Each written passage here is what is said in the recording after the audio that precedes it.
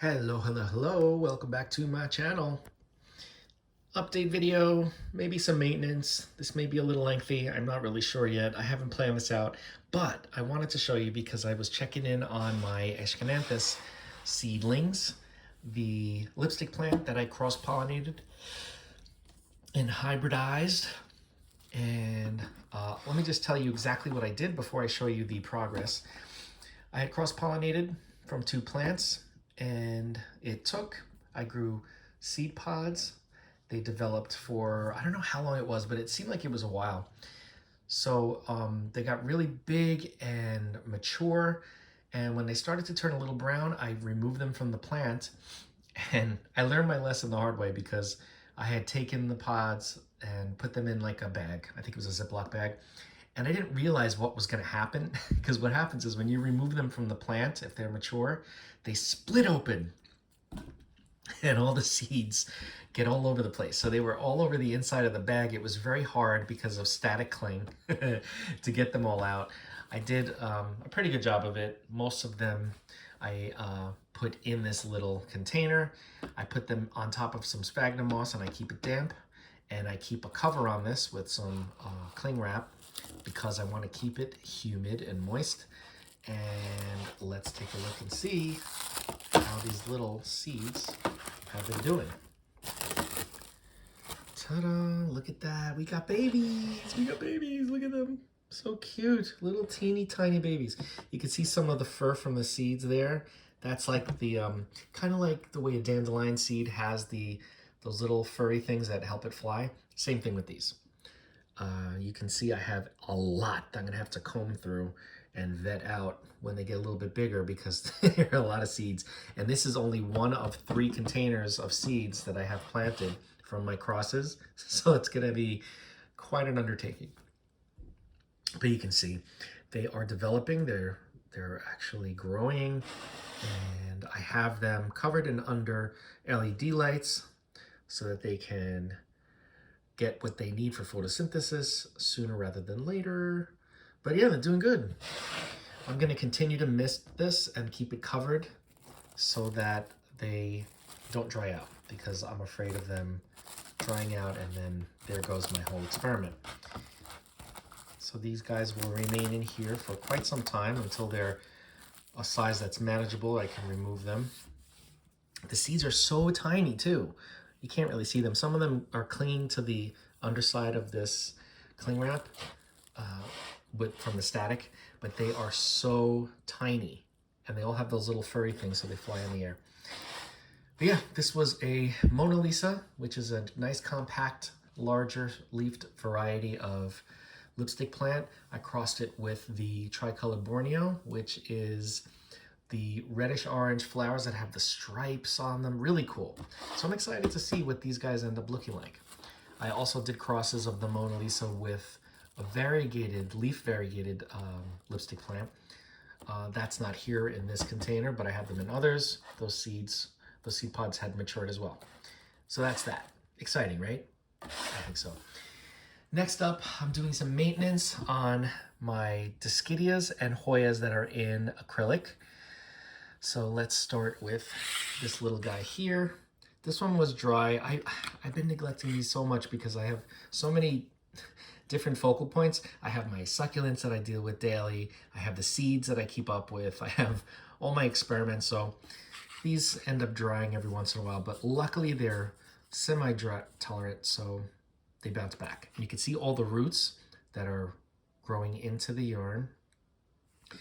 Doing really well. This is a smaller leaf variety, and I don't see any roots in the medium, but you see them all on top. So the plant is growing, and we'll see how it goes, but it should be fine. The next one is a Disia Iantha Variegata. This is a variegated Iantha. And I love these plants because they almost feel like succulents. They're very thick-leaved, you can see. And they feel fake. They feel like plastic. They're very cool.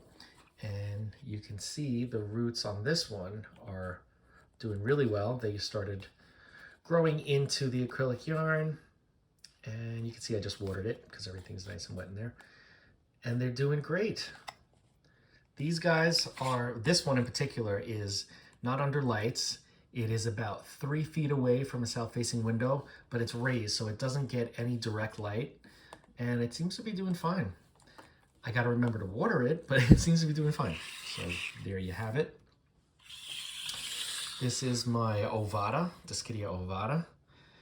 This one, you could see I had forgotten to water it, and that growth point, the growth tip, dried up. So I can remove that. Yes, I felt bad about it. I'm a bad plant parent sometimes. But it'll grow a new point from either one of these nodes or from the tip, because that is an actual node at the tip. But let's take a look. It has grown some. And I don't see any roots in this one either, probably because it was dry for a little bit. But the plant is doing good. The leaves are nice and supple. You can see that they're thick. They're not dehydrated from not getting any water. They are firm, so they are in good shape. It seems like, from what I've experienced, the tender parts of the plants, when they don't have water, it's the tender parts that go first. And the mature leaves and stems are the ones that are holding the moisture and do fine. They don't even show any signs of desiccation. But yeah, this one's doing good as well. Now this is the queen of the acrylic discidias. This one I featured in a few videos already. This was like 2 strands when I started that weren't even that long. And you can see how much this has grown in the amount of time it's been here. This is the Million Hearts, I believe it's called, Ruscifolia, Discidia ruscifolia, variegated variety. You can see it has the whitish, some leaves are entirely white, some of them have the streaks on the outside. Really cool plant. And I didn't know how this was gonna do. This one also feels fake. I didn't know how this was gonna do originally, but I had some in water, some of them were in moss. I said, let me stick some in acrylic, because that's my go-to for most plants, it seems, these days, or at least a lot of my plants. And it went crazy, as you can see. And this one's still growing. And we've got a lot. I don't even remember which 2, maybe these were the originals, I don't even know. But you can see there are a lot of new strands growing out of here.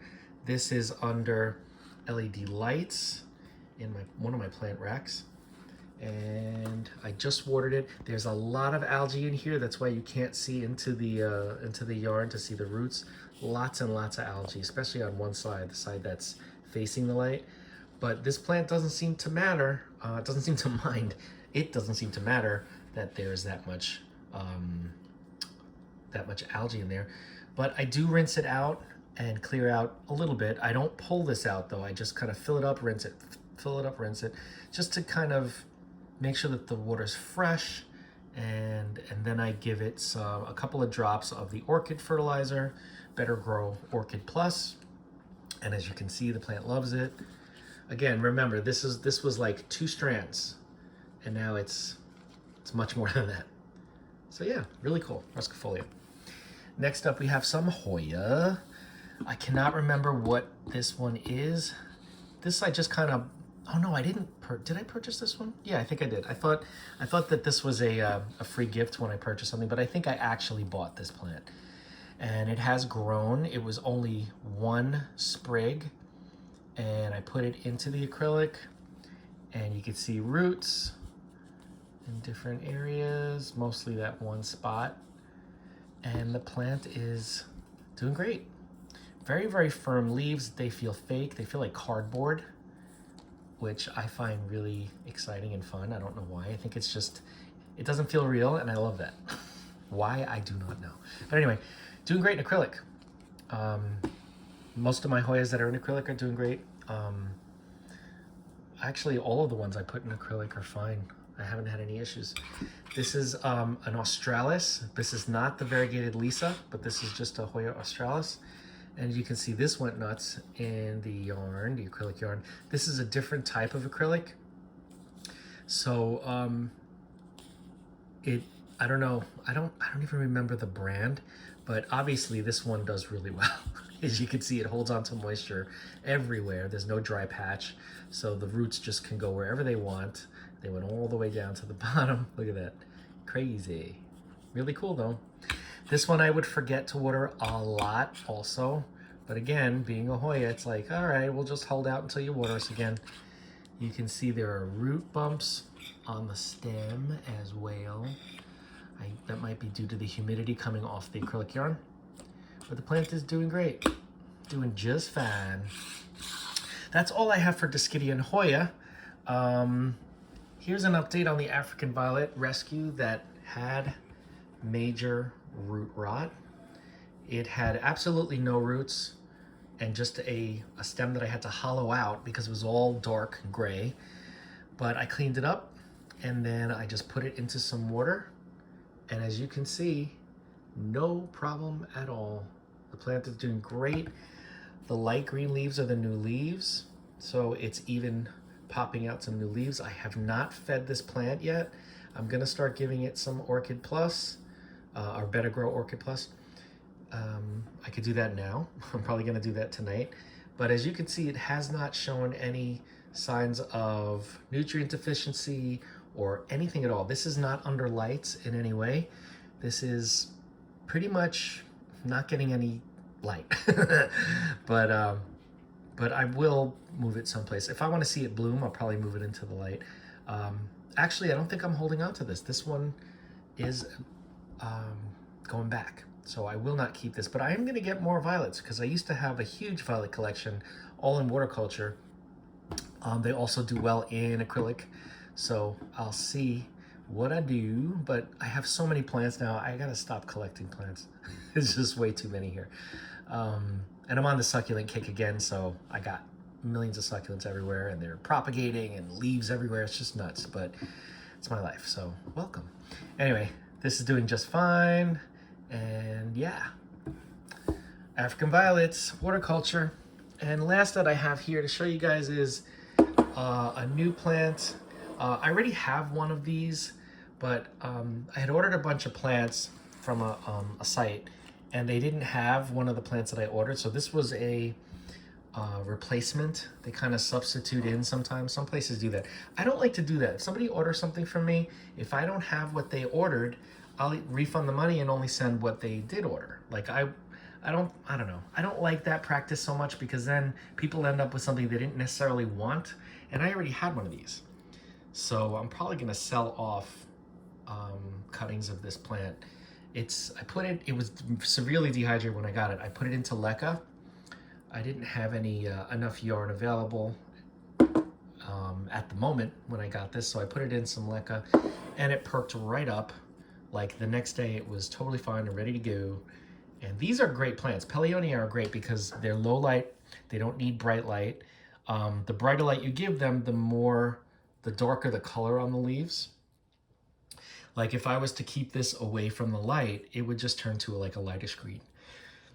So, you know, just like any plant, succulents, coleus, all that stuff, if you want to see the color, you want to get some sun stressing, you got to put it under some lights. But this is Pelonia.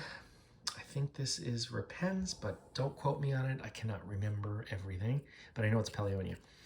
And yeah, doing great in leca. And again, most of these, if not all of these plants, do just fine in leca as well. I tend to like the yarn because it gives, it wicks water better than leca, and it keeps a lot of oxygen, a lot of air spaces in between the chains that I make out of the acrylic yarn. So I kind of prefer the acrylic method, but that's just me. Anyway, that's it for this one. If you have any questions on the lipstick plant project and growing plants on acrylic yarn, waterculture, leca, semi-hydro, Disia, Hoya, all that stuff, just reach out and we will discuss. I love talking about plants, and if you don't know that by now, then either you're new or you haven't been listening. Anyway, thanks for watching, and don't forget to like, comment, share, and subscribe. Hit that bell if you want to be notified, and I will see you in the next video.